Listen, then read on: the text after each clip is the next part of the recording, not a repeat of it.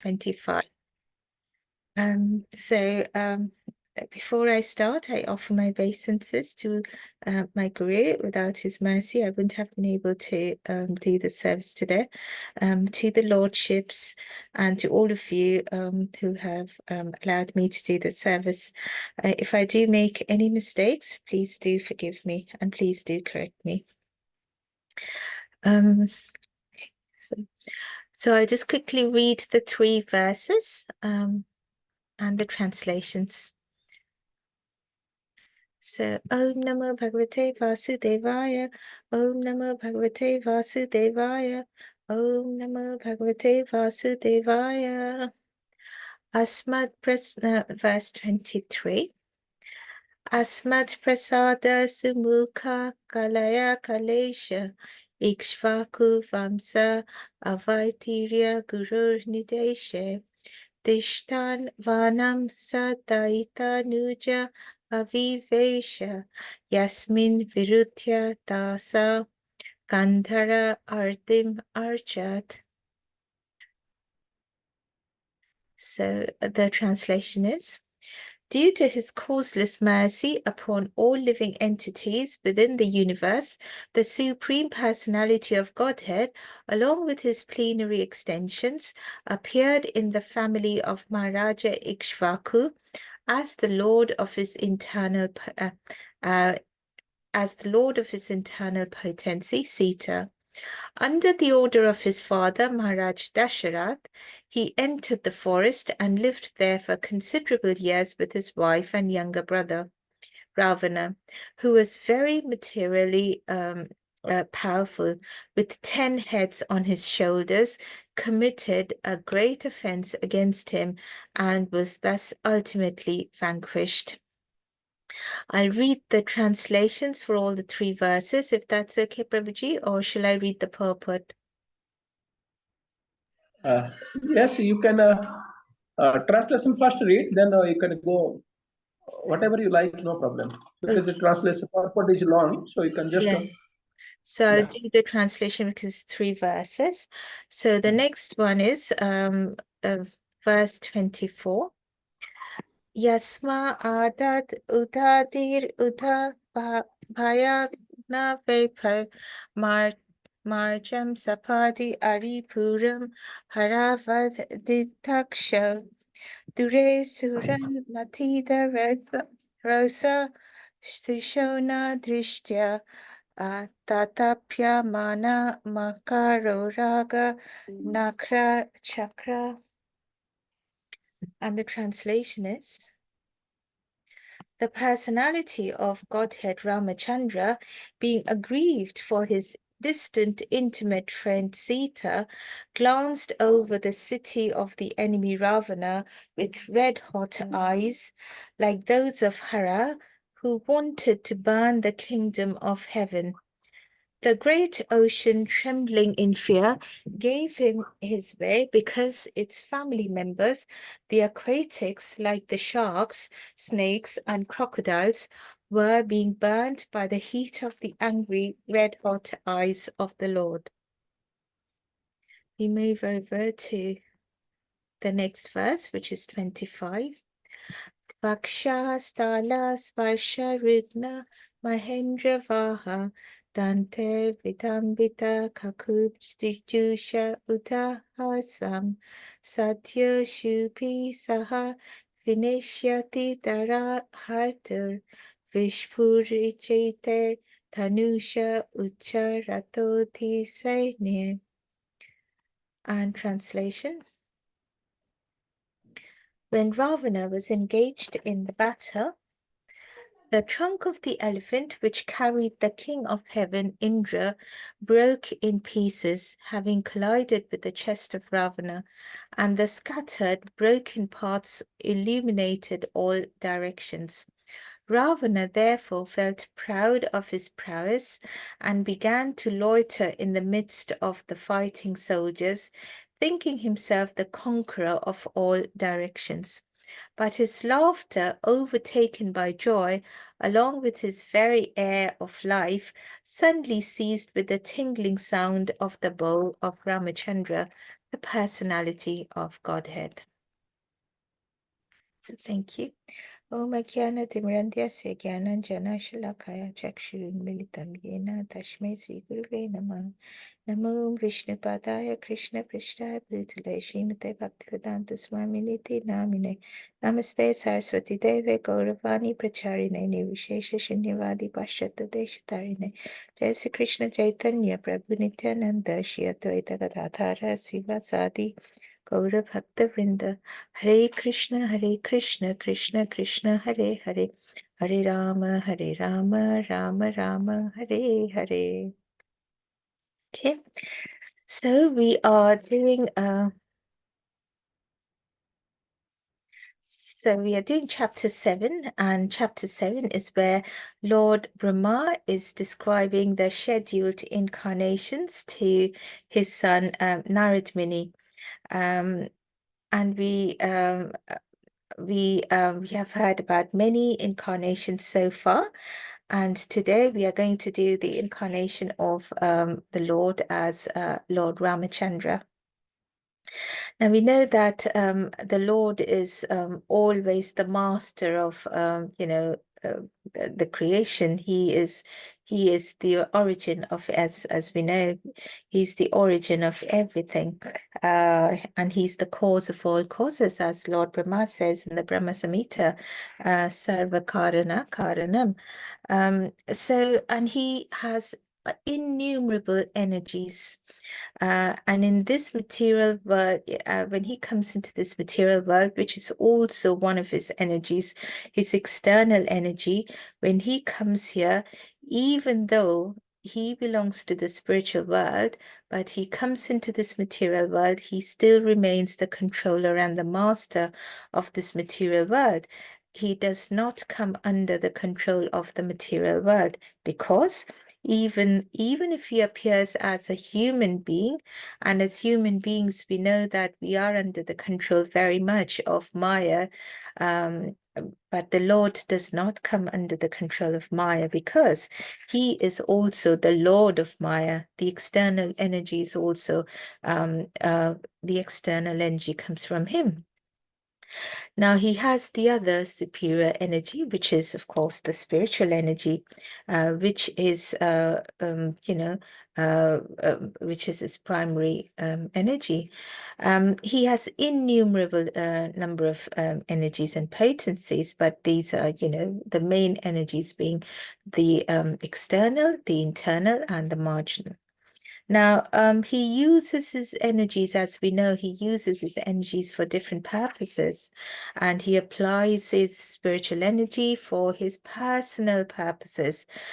So he enjoys the spiritual potency. And from there, we also see he has his three internal potencies, of which the Ladini Shakti, or the Ladini potency, the pleasure-giving potency, is Radharani, or the direct expansions of Radharani, being the Lakshmis of Vaikuntha planets, the Gopis of Vrindavan, and Dwarika, all the queens of Dwarika, and of course Sita Devi, as we will come to see in this incarnation, and Sita Devi being none other than Mother Lakshmi.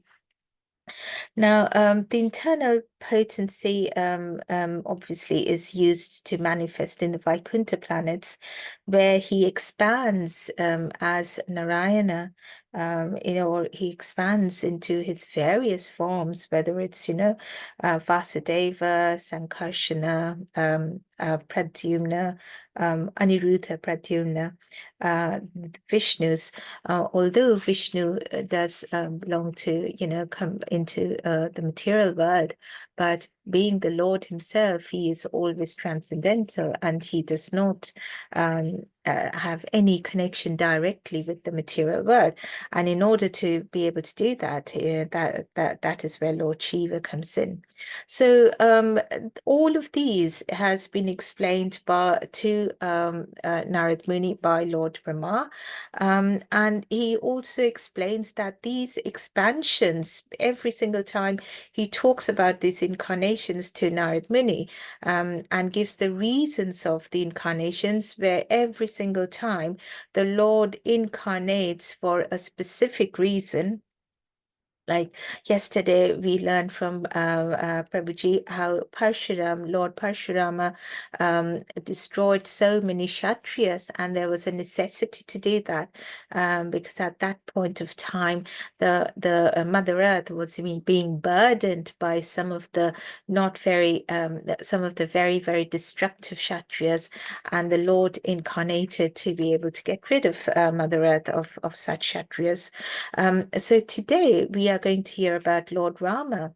Now we are told every single time Lord Brahma talks to Narad Muni about such expansions or incarnations of the Lord, he does explain that each such personal incarnation of the Lord are in themselves complete. They have all the potencies of the Lord, and they are called the Kaleshas because they are complete. They have all the Lord has, as we say, unlimited potentials and unlimited opulences, but these incarnations, they all have the opulences as it has the Lord's personal form. Whether he comes as Lord Ram, or Narsimadev, or Varahadev, or Vamandev, he displays all the opulence of the Lord. And when he comes as Krishna, obviously there is, as Prabhupada many a times explains, when you light a candle from the original candle remains the same, but every single candle lighted from the original candle also acquires the same characteristics of the original candle, but the original remains the original, as we hear in the Bhagavad Gita, as we read in Canto 1, chapter 3, verse 28, that Etecham Sakala Pumsa Krishnastu Bhagavan Swam. So although there are many, many incarnations and expansions of the Lord, the origin is Krishna. Now, according to Brahma Samhita, we also understand that there is a schedule. There is a schedule, and we are also told which incarnation is supposed to come, and we also see that in Srimad Bhagavatam as well, that despite the fact that there are many, many incarnations of the Lord, certain incarnations are given and are told to us, and we know they are given in details, and we know what the schedule is. Like we know when the Kalki avatar is going to come, where exactly the Lord is going to be born, which village, the parents, etc. Now, when the Lord comes into this world, he comes here, and we are supposed to enjoy with him, because the Lord comes here to do his leelas. We are being talked about the leela avatars in this chapter. So the Lord comes here and he performs various pastimes. Now, as as jivas and being parts and parcels of the Lord, we are meant to enjoy with him. But when somebody becomes envious of him, of the Lord, and wants to enjoy independently and separately, and wants to become the master of everything of the world, then there is the need for the Lord to create a material world using his external potency. And in this material world, he creates that illusion for the living entity who wants to live their independent world, who wants to be the Lord in this independent world. So when the Lord comes into this material world, he comes across the jivas who are illusioned because they were envious of the Lord, and they wanted to lord over themselves. And that gives the that stages, or that gives the or sets the stage for all these leelas to happen. Because we are in this material world and we have been envious of the Lord, we want to go our own way, the Lord has to come, and he knows that, all these jivas, they're illusion covered with Maya, and that sets the stage for the Lord to do his leelas. And why does he do his leelas? Because as we have been told many a times, and also in the Bhagavad Gita, that wherever there is a dharma in this world, the Lord is going to come for paritranaya sadhuna and vinashacha dushkritam, to save the saintly and do away with the miscreants. So with this as the setting, we see over and over the incarnations happening, and we see the same happening over here as well when we are being told about Lord Rama. And we see the Lord himself, he comes as Lord Rama with all his, with full opulences, and he displays his power. Now, along with Lord Rama, and I'll come to, so verse 23 talks about Lord Rama, where he's from, Mother Sita, and also Ravana. And we will talk a little bit about them. Verse 24 talks about, when Mother Sita was kidnapped by Ravana, and when Lord Rama wanted to save her, he reached, he wanted to cross the ocean, and what happens there? And right at the end, in verse 25, we see how Ravana is killed. The bulk of of this incarnation is given in verse 23, which talks about the Lord and the other characters. Now, we'll see that, it's obviously Ramayana is a massive history, but very briefly, we know that Lord Rama was born out of a yagna that was performed by Maharaj Dashrath, because he wanted sons. He was getting old. He didn't have sons, and then he prayed to Vishnu, and he was asked to do a yagna, and from the yagna, the prasad that came out, he gave to his queens, and from that, Lord Rama was born, and so were his brothers, Bharata, Lakshmana, and Shatrughna.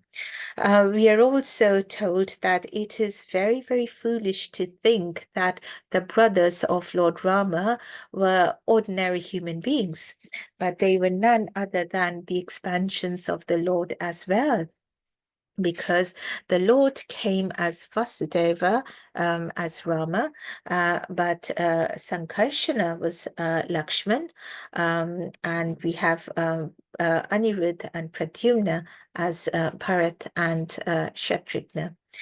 So, so it is very, very foolish to think that the brothers are ordinary human beings, and we see that, and we get we understand that from the feats that even the brothers do. We see Lakshman, who accompanies Lord Rama during his exile, and he doesn't sleep the entire time, only because he wants to keep a check that his brother Lord Rama and his mother Sita, they were fine, and he did everything to serve them. He was personification of what a true devotee should be. We also see Bharat, who again showed extraordinary qualities in not even, of ruling Ayodhya, but not even living in Ayodhya, staying in nearby Nandagram and having the sandals of Lord Rama being on the throne, and refusing to rule Ayodhya, which belonged to his brother. And we see Shatrughna, who served Bharata. So all the brothers, they in themselves, they showed great qualities of being true devotees, true followers.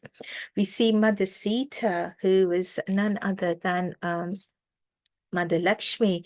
And we see that, when she was just 5 years old, she picked up that huge bow that was thrown left by Lord Shiva. And it fell in Maithili near King Janaka's palace.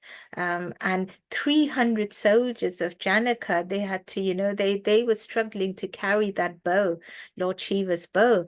But Mother Sita, one day, she was, she was playing and she was trying to get something from a tree, a fruit from a tree, and she just picked up that bow and then she used it very, very easily. And that is when King Janaka understood that she's not an ordinary girl. And we also read that Mother Sita was again born out of fire. She's not an ordinary living being at all. And then we kind of think that if this is Mother Sita who could lift that heavy Lord Shiva's bow with just one hand. And then there's Lord Rama who went to Mother Sita's Swayamvara, and where all the kings could not lift the bow, there was Lord Rama who just lifted it and even broke it. He broke the bow. So these are two great personalities we have, how is it possible for someone like Ravana to kidnap Mother Sita? And how is it possible that Mother Sita was not able to, just destroy the demons because she's so strong herself? How is it possible that the Lord could not do that as well and needed to have that war and have an army? And we all see what we understand by the Leela, the pastimes. This is all staged by the Lord. It had to happen. It had to happen. Why? To show the evil of the adharmic, the evil of the people who are non-pious, non-devotees. And it was also, the Leelas are also performed to show, to glorify the devotees. So the Lord wanted to glorify Hanuman. The Lord wanted to glorify the Vanar Sena, the army. And so the Lord wanted to glorify the people of Ayodhya, his brothers, and so all of this was staged. But also we are told, in Valmiki Ramayana and in Tulsidas Ramayana and all the various versions of Ramayana, that Lord Rama was Maryada Purushottam. He was the perfect Purush. Now, if we compare that to Krishna in Dwapar Yuga, Krishna didn't come as the perfect gentleman, the perfect man. Krishna came to propagate love. So that is the Leela. Krishna played the incarnation to propagate love, the Prem, Krishna Prem. Obviously he killed the demons, and those were the Leelas, but ultimately we see through the various Leelas that Krishna does during Dwapar Yuga, they are very, very different in their essence and in the way that Krishna behaves when compared to how Lord Rama behaves, where he does everything by the book. He is the perfect gentleman, and there is no wrong in him at all. So then we are told of we are told that, being parts and parcels of the Lord, all the living entities, we all have some powers, but sometimes these powers look like extraordinary powers. How? They look extraordinary in relative terms. So say a normal human being, but somebody has extraordinary powers, and relative objectively, they look as if, some people are able to do a lot more than what ordinary people are able to do.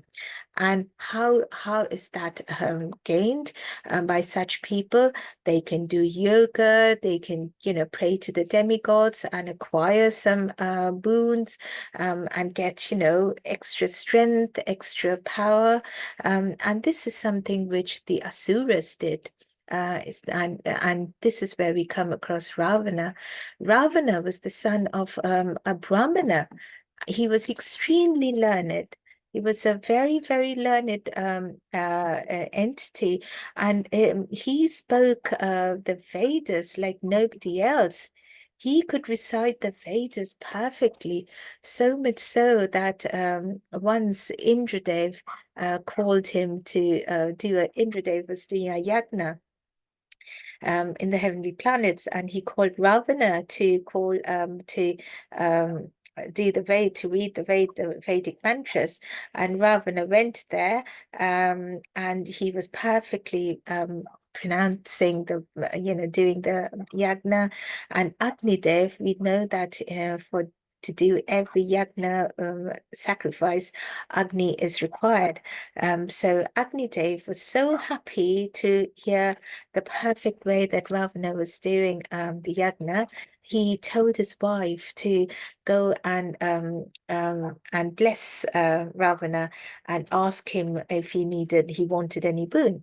To which Agnidev's wife goes to Ravana, and Ravana, being a very, the typical bad person entity he was, he saw Agnidev's wife and kidnapped Agnidev. And this is how Ravana was. Ravana was extremely learned, extremely intelligent, but his character was extremely bad. He was very, very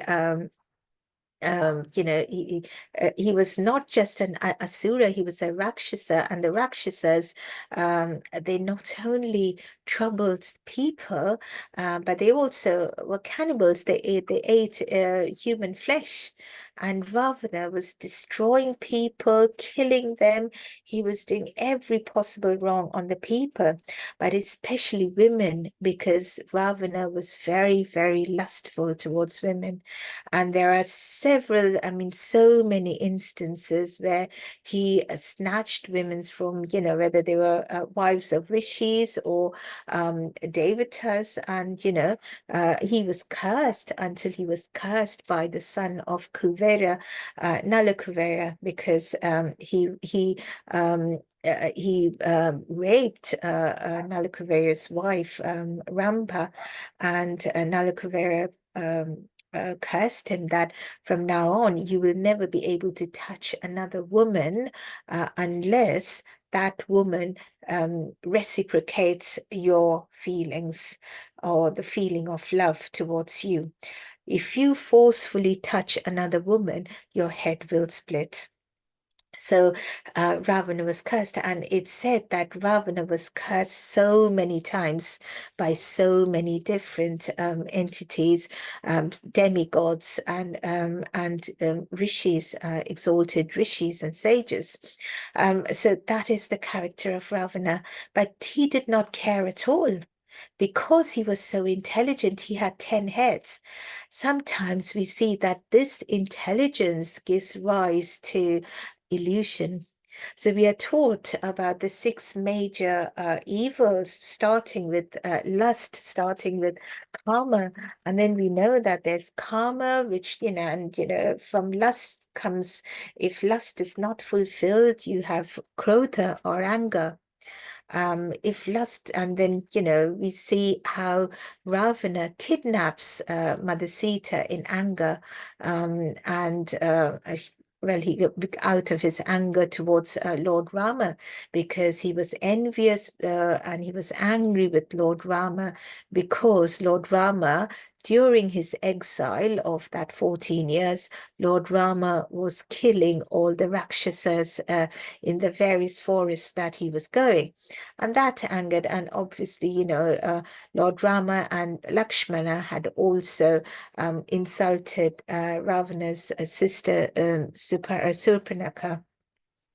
So Ravana was obviously very, very angry, but he also saw Mother Sita, and that is where his lust grew.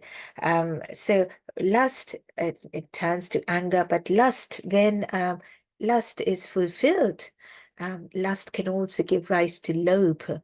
Or greed, because once you get something, because Ravana, every single time he was, snatching these women and, performing horrible acts on these women. And every single time he was succeeding in that. So his lust, every time it was successful, that gave rise to greed, to do more and to do more and to do more. And once that greed happens, it leads to moha, or illusion, the illusion that I am the greatest and I can do everything. So this lust I have is fine because I am the Lord, I'm the all-powerful, and I'm able to fulfill my lust, and I'm able to do this. And that illusion comes. I mean, we see, in so many times in material world as well, we see mirage in the desert. There's no water, but we see water. And that is what happens when someone is covered with lust. That lopa comes, and that lopa leads to moha. And then moha leads to mad, and that mad leads to ultimately matsarya, which is envy. So we reach right at the beginning, envy, where it all started because living entities were envious of the Lord and wanted to stray away from the Lord. So we see how Ravana as well was steeped in envy for Lord Rama, and he just wanted to destroy Lord Rama as well. So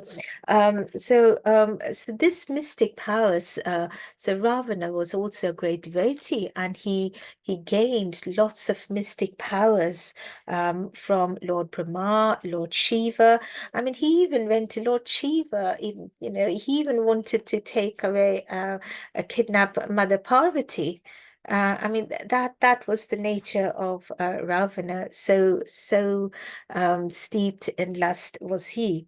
But again, he was very intelligent. He had 10 heads, and he knew that he had that power.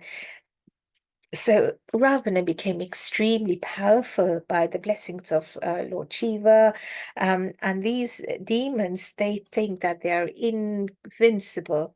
They are absolutely unconquerable.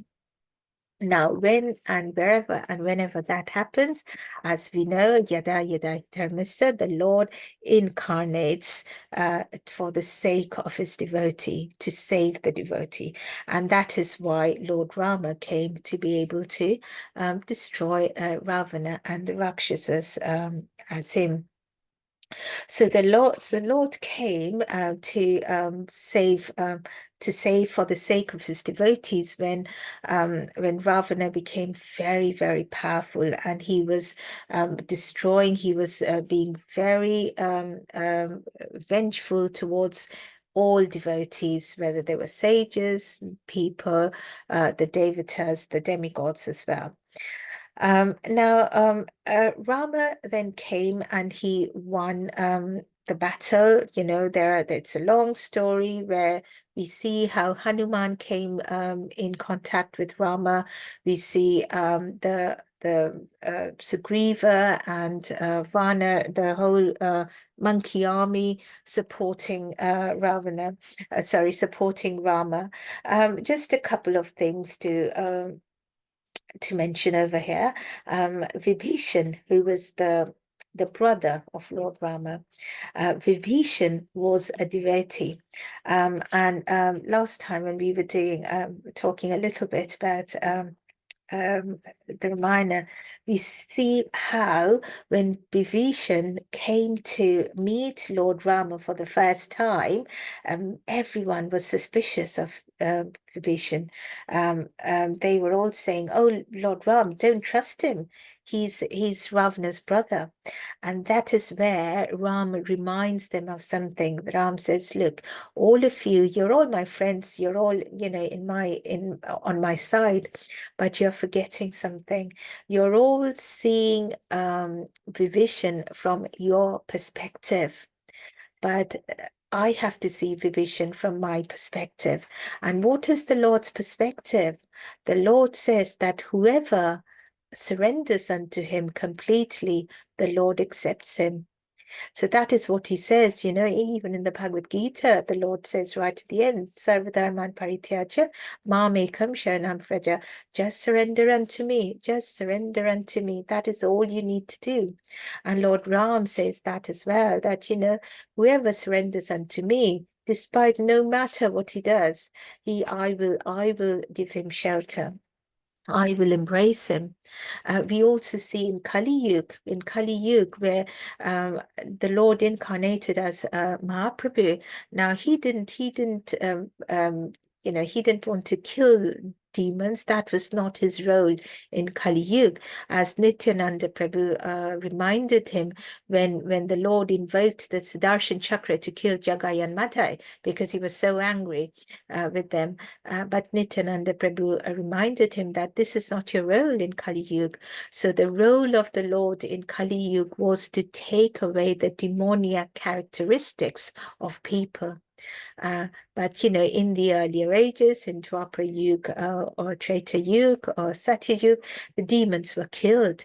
But that is what the Lord said. Lord Rama told the others that Vibhishan might be a demon, but so was Prahlad Maharaja.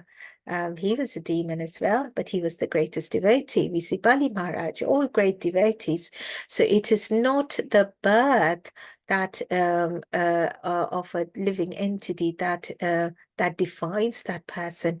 It is the actions and it is the qualities and the behavior that defines a person. So if someone comes and loves me and surrenders unto me, I will embrace him as my own. And the Lord even tells that, even says that he even greets Vibhishan as Lankaraj. I mean, giving the indication that, Ravana, I'm going to kill Ravana and you are already Lankaraj. And, when asked by the others on his side, what would he do if Ravan comes and surrenders? Then Lord Ram said, if Ravan comes and surrenders to me, I will give him Ayodhya. And then when the others asked, so if you give him Ayodhya, what will happen? What will you, what if Bharat comes and says he's ruling Ayodhya?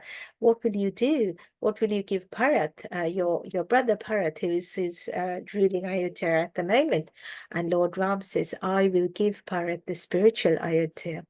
So the Lord does not want anything. He has everything with him. He has everything with him, but the only thing he hankers for, he craves for, is the love of his devotees.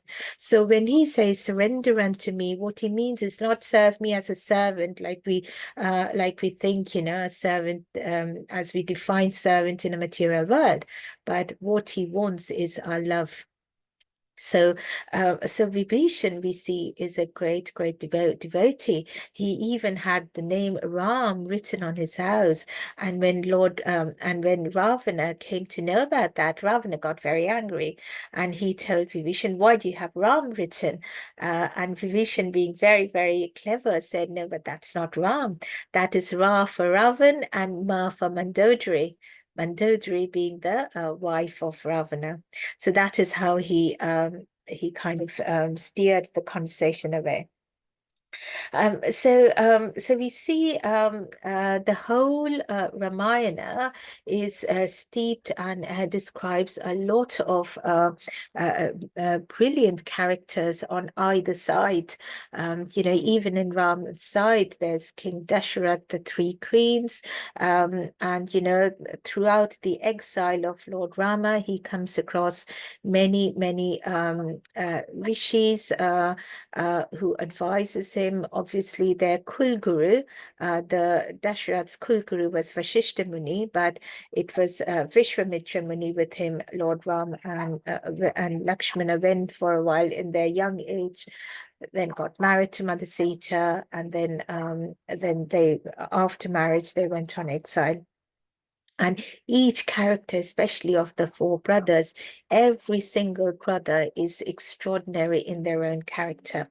And what to say about Mother Sita, who personified what a true wife should be, and what an extraordinarily pure devotee of the Lord.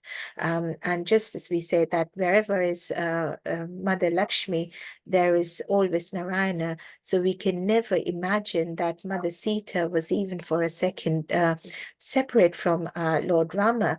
Lord Rama being Narayan, Mother Sita being the goddess of fortune, Lakshmi. But for the pastime, they made that happen so that Ravana could be destroyed. And the earth could be rid of such a powerful Rakshasa. So in verses 24 and 25, it is also described how when the Lord was looking for where Mother Sita was, when Ravana had kidnapped Mother Sita, and the Lord was really, missing Mother Sita, and he went to the end of India, Rameshwaram, and he was looking out, and he knew, he was told that Mother Sita was in Lanka, which is on the other side of the ocean. And he came there near the ocean, and he was praying to the ocean, to Varun Dev, who's the demigod of the ocean, to give him path, to make a pathway so that he could go to the other side. And this is where we see another teaching given to us by the Vedas, by the Shastras, that, to respect everybody. So we see the Lord, who is the Lord of everything, and everyone and everything comes from him. But even he, as Lord Rama, as the perfect gentleman, perfect human being, praying and requesting something to Lord Varuna, the demigod. I mean, we see so many instances where there is reference that, in the Ramayana, Lord Ram prays to Lord Shiva, and then Lord Shiva prays to Lord Rama, and there is always a conflict between the Shaivites and the Vaishnavas, but obviously the true Vaishnavas know that there isn't really any, what the relationship is between the Lord and Lord Shiva, and how we mustn't compare them. It's just impossible to do that. But it also teaches us, in Ramayana, that the Lord also shows us in his incarnation as Maryada Purushottam to pay respect to everybody, irrespective of who they are. I mean, he even paid respect to to Ravana after he was killed. I mean, he as he was dying, as Ravana was dying, Lord Ram tells Lakshman, go to him and learn from Ravana the art of politics, because no one knows politics better than Ravana. So go and ask him for how, go and learn that from him. So we see how the Lord teaches us to respect others. But obviously, when the Lord was saying this and praying to Lord Varuna didn't hear this. And the Lord got so angry that, you know, his eyes started to get red and he got very, very angry. And we are told in the verse that because we are all parts and parcels of the Lord, when he becomes angry, everything becomes angry as well. So the Lord glanced at the ocean and the temperature of the ocean increased. And I mean, there are millions and millions of aquatics in the ocean, and we are told, it's told in other places in the Shastras that there are 9 times more aquatics than there are the number of entities, living entities on land. So you can imagine, so the aquatics became very, very disturbed. They were trembling with fear. And that is when the demigod Varun, he came running and he offered his obeisances to the Lord, saying, we are all very ignorant people. We are dull-headed. We didn't even recognize you, Lord. And we see how the Lord immediately forgives Lord Varuna, and Lord Varuna makes a path for the Lord immediately then and there. And there are further pastimes of, you know, what is done with Hanuman. And just one quick pastime before we move on, how Hanuman, when he was building a bridge over that ocean, how he was writing the name of Lord Rama, and he was throwing the stone, and the stones were perfectly, they were settling on the water and the bridge was being formed. However, so Lord Ram saw that and he said, okay, fine, that's easy, so I'll do the same. And he took a stone and he threw that on the water, and obviously that throne just sank. So when he asked Hanuman that, why is it that when you throw the stone, it stays, and when the other monkeys throw the stone, it stays, but when I throw the stone, it's just sinking? And then Hanuman tells him that is because on each stone we write the name Rama. And again, it attracts us to, you know, takes our attention to the fact just how important the name of the Lord is. The name of the Lord has given everything to his name. And sometimes I mean, he's even made the name even more powerful. So we are reminded, and that is again brought to us in this Kali Yuga by Mahaprabhu, that, you know, whatever you do, we don't have to do anything. We don't have to do anything in Kali Yuga, but please, please say the Lord's name. And that is the only way to connect to the Lord and the easiest way to connect to the Lord. So we see that, you know, how we are reminded again by mentioning this incarnation, how our attention is again drawn to the fact how important the Lord's name is. And then Ravana is killed. Ravana, again, in verse 25, you see that, you know, he was so proud. He even smashed, you know, Indra was on his elephant. He had even smashed the trunk of Indra's elephant. But he was so, so proud that he is invincible. And yet, with one bow from Lord Rama, he was killed. And his heads were all on the ground. And it said that, you know, the Varnas, the monkeys were playing with his heads and kicking his heads. And that is the condition of someone who, despite being so powerful in the material world, comes to absolute nothing when he becomes a non-devotee and goes against the Lord. So this is what is being taught to us in this incarnation. So in conclusion, there are a few things that we can take from this incarnation, that, you know, devotees always want to see the Lord Shaktiman with his Shakti. So over here we have Rama and Sita, Rama being the Shaktiman, Sita, Mother Sita being the Shakti, as we have Krishna and Radharani. They are inseparable. We can never, you know, Radha and Krishna are one. they've just, you know, separated just for the sake of pastimes and to make us, to give us some understanding of true love.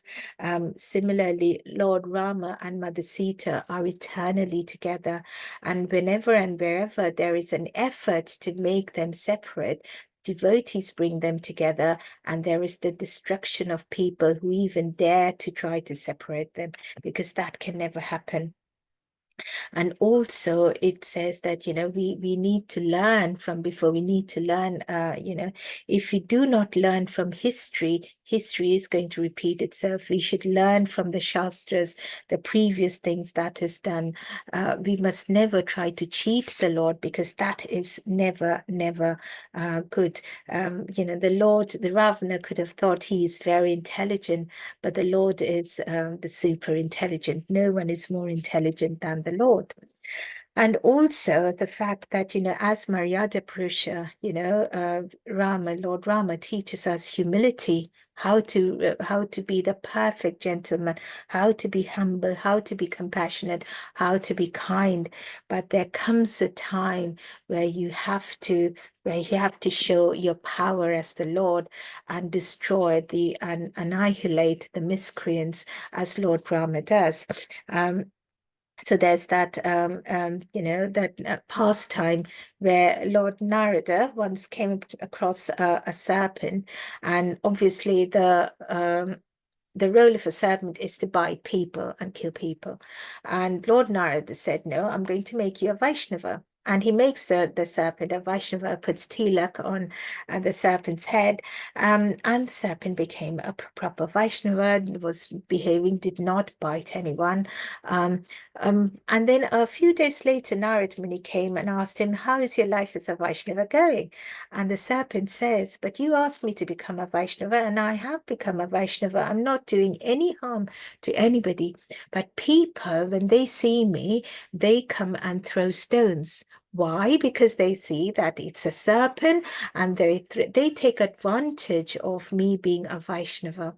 They take advantage of me becoming, you know, not attacking them, and they think I've become weak. And that is what we are being taught over here as well. When Lord Rama came as Maryada Purushottam, he was the perfect gentleman. But he told us that kindness, compassion, humility, when people start taking advantage of that, that is when you have to strike back. As Narad Muni told the serpent that, look, you don't have to kill anybody because you're a Vaishnava. We are not supposed to hurt anybody. But when people are attacking you, at least what you can do is you can, you know, put your head up. And they would see that, you know, and they would see that and they would get frightened. So your task is to protect yourself, not harm deliberately, but protect yourself as well, and not have people take advantage of you thinking that you're weak. And Lord Rama does the same. He's the perfect Maryada Purushottam. But when the time came to get rid of the Rakshasas, he did that. Because that again came down to the ultimate teaching of you know, dharma against adharma. The Lord is here. The Lord incarnates for doing his Leela pastimes. Whenever and wherever there is adharma in this world, the Lord incarnates and he annihilates the adharmic people. And that is exactly what Lord Rama does in his incarnation in Treta Yuga as well. So with that, I complete my discussion today. If I've made any mistakes, please do correct me. Hare Krishna.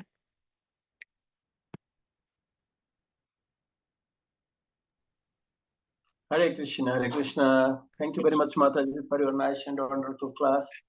Our the pastimes of Lord Ram. Everybody knows Ram and his pastimes, how glorious that one. What is this? Is it, like you talk about this, the boundary. He's giving his example by his own way.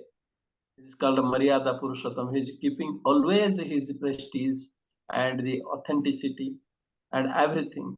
how to become an elder brother, how to become a son, how to become a husband, how to become a king for the citizens. He is showing by his behavior.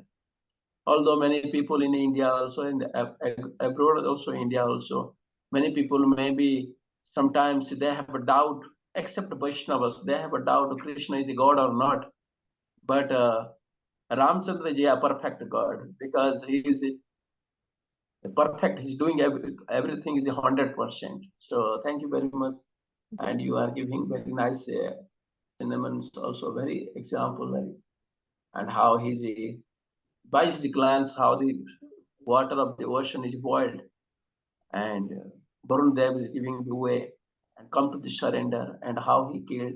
The main thing is that Lord Ram can do everything in his own way, but like you told in your PowerPoint, that is very nice example you are giving. Lord giving the opportunity to everyone to glorifying us devotees. So that is giving the chance to everyone. Even is Kaibat who crossed the Ganga, even there is Banar Sena, even the Bharat, glorifying Lakshman, glorifying the monkey soldiers, glorifying this one, Hanumanji, everyone, even Jatayu, giving all this time, so that is glorifying, because they are waiting since a long time to association of Lord Ramchandra, and the Lord Ramchandra giving this one presence, giving them the chance to giving this cooperation with that journey of Lord Ramchandra, and Lord Ramchandra glorifying everyone. It is not matter how it possible, like you told, he's the Sita Mata is the Vishnu, Lakshmi himself, herself.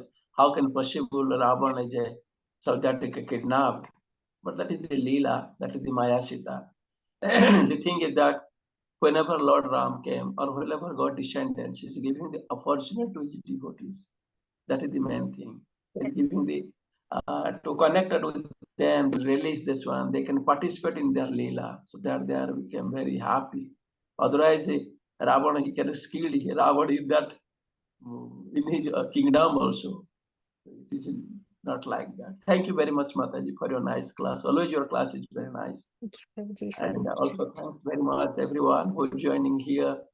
I request everyone, any there any question or any comment?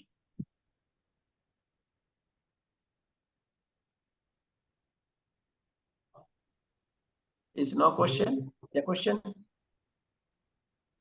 If no question, then we can chant Hare Krishna mantra and glorifying Panchali Mataji. Please join with me. Hare Krishna, Krishna Krishna, Hare Hare, Hare Rama, Rama Rama, Hare. Vancha Kalpatarvesya, Kripa Sindhubhya Eva Cha, Patitanam Pavane, Nephew Namo Vaishnav Prabhupada ki jai. Our grace Panchali Mataji ki jai. Hare Bol, Hare Krishna. Very good. Thank you so much, Prabhuji and Mataji. Thank you very much. Hare Krishna.